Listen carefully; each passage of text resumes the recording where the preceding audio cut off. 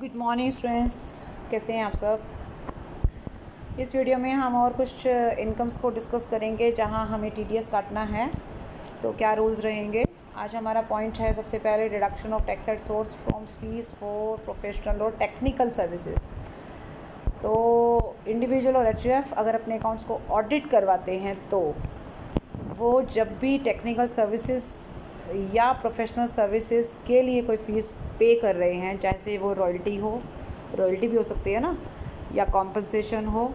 Compensation किस चीज़ का, कि आप पर्टिकुलर बिजनेस या प्रोफेशन ना करें उसके लिए एक कॉम्पनसेशन दिया जाता है। वो ओकेस हो सकता है और कोई भी प्रोफेशनल सर्विस हो सकती है। अगर उसके लिए वो कोई पेमेंट कर रहे हैं किसी भी पर्सन को, किसी भी रेजिडेंट को, राइट, किसी भी रेजिडेंट को अगर कोई एक इंडिविजुअल या एचयूएफ जो अपने अकाउंट्स ऑडिट करवाता है अगर अमाउंट पे कर रहा है, ठीक है, तो पोर्शन वही रहेगा। दो पार्ट्स हैं, 10% और 7.5% वाला।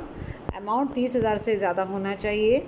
और सर्विसेज मैंने आपको बता ही दिया, टेक्निकल सर्विसेज हैं, प्रोफेशनल सर्विसेज हैं, जैसे रॉयल्टी है, कॉम्पनसेशन है, और किसी भी रेजिडेंट को आप ये पेमेंट कर सकते हैं। ठीक हो गया।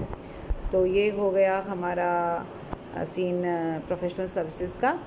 अब एक चीज़ और लास्ट में पॉइंट लिखा हुआ है क्या, कि अगर आप किसी ऐसे पर्सन को पेमेंट कर रहे हो जो कॉल सेंटर के बिज़नेस में है इन्वॉल्व, तो उसके ऊपर टीडीएस आपको सिर्फ 2% काटना है अगर उसको आप कोई पेमेंट कर रहे हो तो, राइट।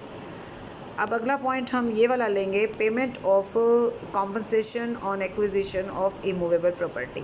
अब क्या होता है, कई बार हमारी प्रॉपर्टी जो है वो टेक ओवर कर ली जाती है सरकार के द्वारा या किसी भी तरीके से। अगर हमें उसको मतलब किसी को दे रहे हैं हम और उसके बदले में हमें कोई कॉम्पनसेशन मिल रहा है, या कई बार क्या होता है कि कॉम्पनसेशन पहले कम मिला था, अब हमें थोड़ा सा कॉम्पनसेशन बढ़ा दिया गया है, जैसे आप एनहांस्ड कॉम्पनसेशन कहेंगे, तो वो कॉम्पनसेशन हो या कंसिडरेशन हो, ठीक है, एनहांस भी हो सकता है और या फिर एनहांसमेंट से पहले का जो कॉम्पनसेशन है। लेकिन कंपल्सरी एक्विजिशन के अंतर्गत जो आता है उसकी मैं बात कर रही हूँ, जो कंपल्सरी टेक ओवर कर लिया जाता है, ठीक है।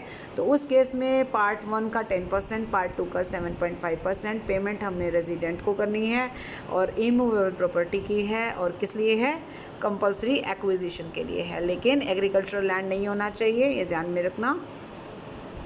और इमूवेबल प्रॉपर्टी आपको पता ही है हम किसे कहते हैं, ठीक है। और ये हो गया हमारा कॉम्पनसेशन से रिलेटेड पॉइंट। अब ये 23rd और 24 दो पॉइंट हैं जो बिल्कुल सेम है, रेट्स भी सेम है, बस फ़र्क सिर्फ इतना है, ये इनकम हो रही है हमें बिज़नेस ट्रस्ट के यूनिट से और ये इनकम हो रही है हमें इन्वेस्टमेंट फ़ंड के यूनिट से। तो अगर कोई पर्सन इन्वेस्टमेंट करता है इन्वेस्टमेंट फ़ंड के यूनिट्स में या फिर बिज़नेस ट्रस्ट के यूनिट्स में, और उसके इनकम के तौर पर जो उसको अमाउंट मिलता है उसमें से उसको 2 पार्ट्स में 10% या 7.5% टीडीएस कटवाना है, ठीक है। तो जो भी इस इनकम का रिसीवर है उसको अपनी इनकम में से पार्ट 1 के लिए 10%, पार्ट 2 के लिए 7.5% टीडीएस कट करवाना है, जो भी डिस्ट्रीब्यूटेड इनकम का पोर्शन उसको मिलेगा। ये दोनों पॉइंट हमारे क्लियर हो गए। अब हम ये पॉइंट उठाएंगे, payment of certain amount in cash. कई बार क्या होता है कि हमें कुछ अमाउंट कैश में मिलता है, अब वो कौन दे रहा है पहले एक बार ध्यान दे लेते हैं। कोई भी बैंकिंग कंपनी, कोऑपरेटिव सोसाइटी दे सकती है हमें, पोस्ट ऑफिस भी दे सकता है। कैश में पेमेंट कर रहे हैं, 1 करोड़ से ज़्यादा की पेमेंट है, कंडीशन मैं बता रही हूँ, 1 करोड़ से ज़्यादा की पेमेंट है और किसी भी पर्सन को दे सकते हैं। वो उसी पर्सन के एक या एक से ज़्यादा अकाउंट्स हैं और बैंक में या पोस्ट ऑफिस में, वहाँ से उसको मिल रहा है।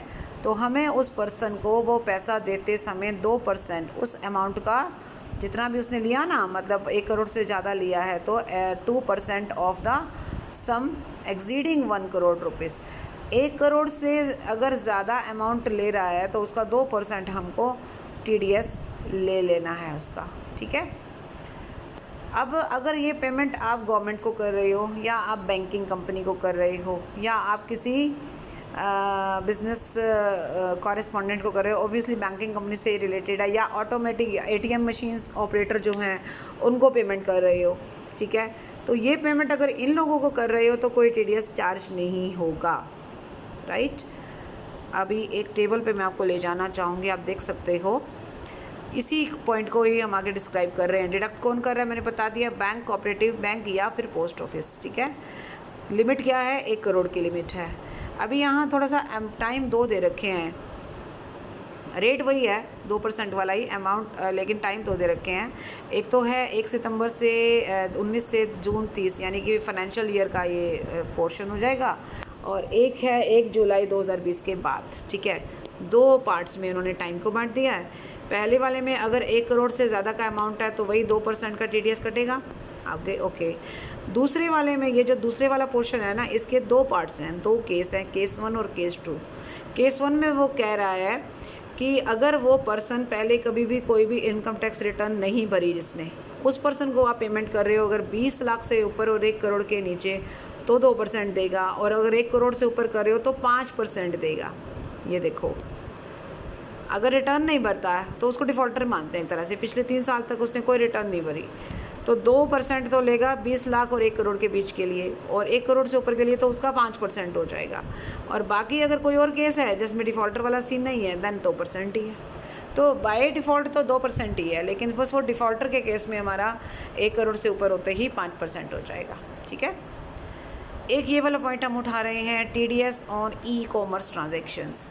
तो ई-कॉमर्स ट्रांजेक्शन्स में क्या होता है कि जब ई-कॉमर्स ऑपरेटर जो किसी भी ई-कॉमर्स पार्टिसिपेंट को, जो इंडिविजुअल या HUF है, उसको कोई पेमेंट कर रहे हैं, फिर से बता रही हूँ, ई-कॉमर्स ऑपरेटर पे कर रहा है किसको, ई-कॉमर्स पार्टिसिपेंट को। ये आप देख सकते हो, बीइंग एन इंडिविजुअल या HUF पेमेंट कर रहे हो आप इनको सर्विसेज के लिए। ठीक है, और आप उनकी टोटल सेल या टोटल अमाउंट ऑफ जो भी रिसीप्ट्स हैं, सर्विस का जो भी अमाउंट है, उसके ऊपर आपने 1% टैक्स 1% है, या फिर दूसरे पोर्शन में 0.75% है, वो आप काट लोगे। ठीक है, अमाउंट 5 लाख से ऊपर पे कर रहे हैं तो ही काटना है। राइट, फिर से बता रही हूँ, अब इसको मैंने वापस नोट कर दिया।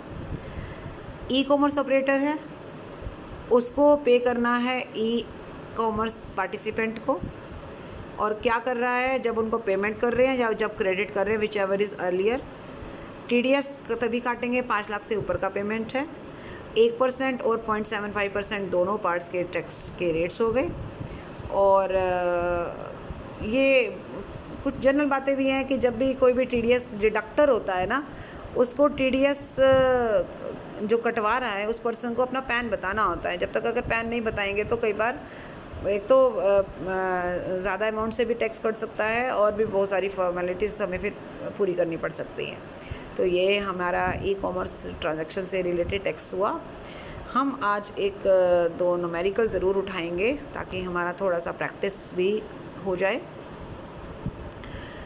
जैसे एक मैंने छोटा सा एग्जांपल उठाया है, इसमें आपको TDS का अमाउंट बताना है। ये आपके ट्रांजैक्शन है। जैसे अगर मैं लॉटरी की बात करूँ, लॉटरी की विनिंग 1 लाख है, 10,000 से ऊपर होते ही लॉटरी पर 30% TDS कटता है, तो 1 लाख पर 30% TDS कट जाएगा।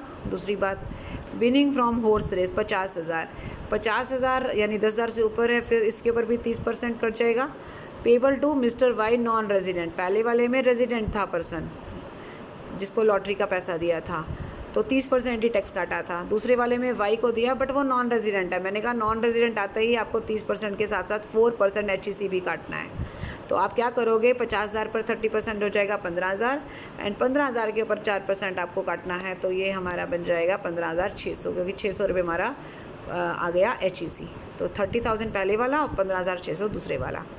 अब आ जाओ तीसरा पॉइंट, इंटरेस्ट ऑन सिक्योरिटीज़ जो लिस्टेड हैं और मिस्टर जेड को दिया है आपने पैसा 20,000, पहले वाला पार्ट है।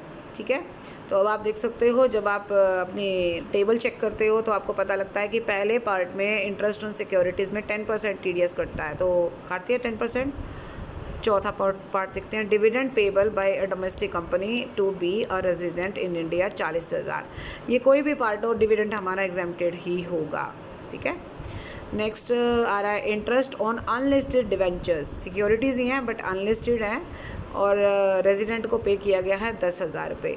तो आपको फिर से टेबल पे जाना होगा, ध्यान रखना होगा कि जो भी ऐसी सिक्योरिटीज़ हैं, जो सिक्योरिटीज़ में जैसे अनलिस्टेड हो तो भी आपको 10% ही TDS काटना है। फर्स्ट पार्ट का 10% है, सेकंड पार्ट का हमारा 7.5% है।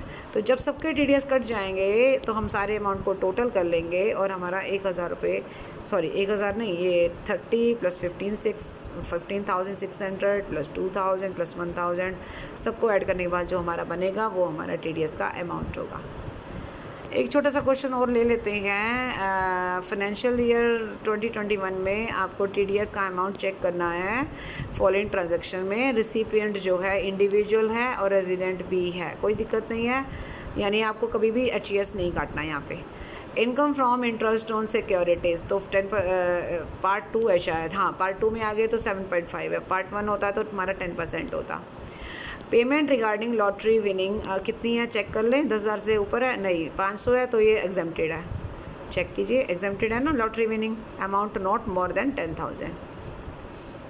डिविडेंड फ्रॉम डोमेस्टिक कंपनी ये भी हमारा एग्जाम्प्ट रहेगा, 40,000 है, आप चेक करो डिविडेंड एग्जाम्प्ट है। 4 point winning from horse race कितना है हमारा अमाउंट 20,000 है, तो टैक्स काटो 30% से कट गया।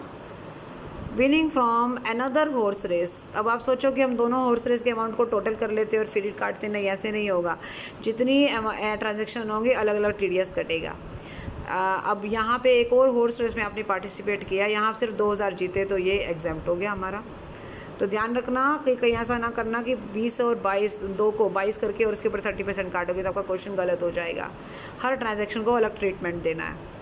Commission to lottery agent part 1 है, पार्ट 1 और कमीशन टू लॉटरी एजेंट शायद फर्स्ट पार्ट में 5% था हमारा, ठीक है ना, फर्स्ट पार्ट में हमारा 5% है तो हमने काट लिया।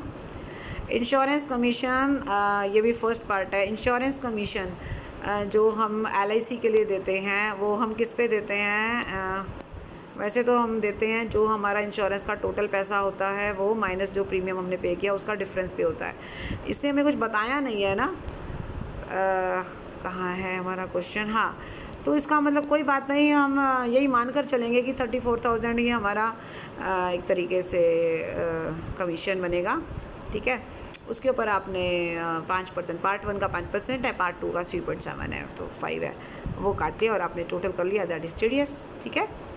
सो ये हमारा क्वेश्चन हुआ। तो आज हमारे वीडियो में हम इतना ही करेंगे, नेक्स्ट वीडियो में हम और चीज़ें डिस्कस करेंगे।